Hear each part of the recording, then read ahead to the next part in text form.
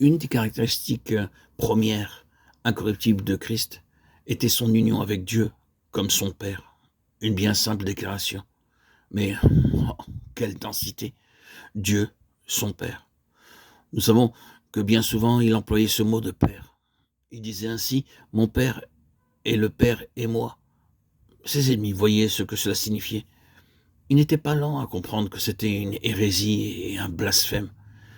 Il se fait lui-même égal avec Dieu. Jean 5, 18. Cette union entre lui et le Père était d'une telle qualité qu'elle était absolue dans sa plénitude. Cette relation était établie par le Saint-Esprit. Je parle de Christ comme le Fils de l'homme. La relation entre lui-même comme Fils d'homme et Dieu comme son Père était établie par le Saint-Esprit. Il a été engendré par le Saint-Esprit.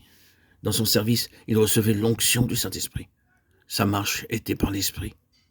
À la croix, il s'offrait lui-même par l'Esprit éternel. Hébreux 9, 14. Et nous pouvons compléter en disant que c'est par l'Esprit éternel qu'il a été ressuscité. Le Saint-Esprit avait initié, maintenu et consommé cette relation avec le Père. Cette union avec le Père était ce qui gouvernait sa vie, tout entière. En chaque occasion, en tout temps, il se référait à Dieu comme son Père. Son œuvre était issue du Père. Le Père demeurant en moi, c'est lui qui fait l'œuvre. Jean 14, 10. Ces paroles procédaient du Père.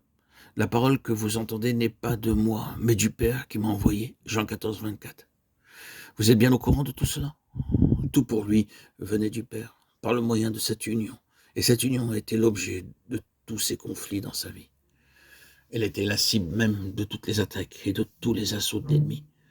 Ce que le malin et que toutes les puissances néfastes visaient, c'était cette union et cette communion avec le Père, pour essayer de les corrompre et de provoquer une rupture dans cette relation. C'était sans aucun répit l'objet des attaques, et c'est très significatif.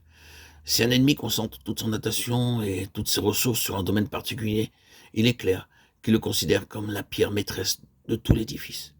Et peu lui importe la méthode qu'il pourrait employer, que l'antagonisme soit clairement affiché, ou que ce soit une suggestion apparemment amicale, subterfuge subtil ou grossier, ou tout autre moyen. Il voulait une chose.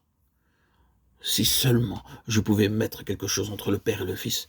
Je dis encore que cet aspect est très significatif.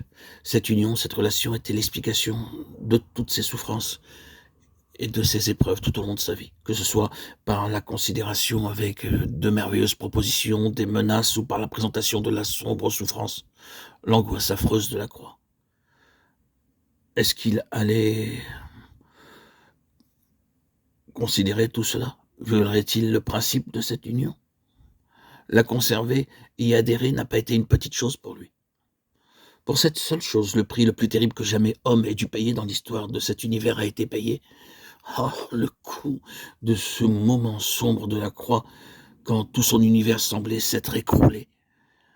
Il n'avait même pas eu un léger reflet du visage du Père, tandis qu'il était seul dans cette épreuve. Oui, c'était une chose coûteuse parce qu'il avait un sens à tout cela.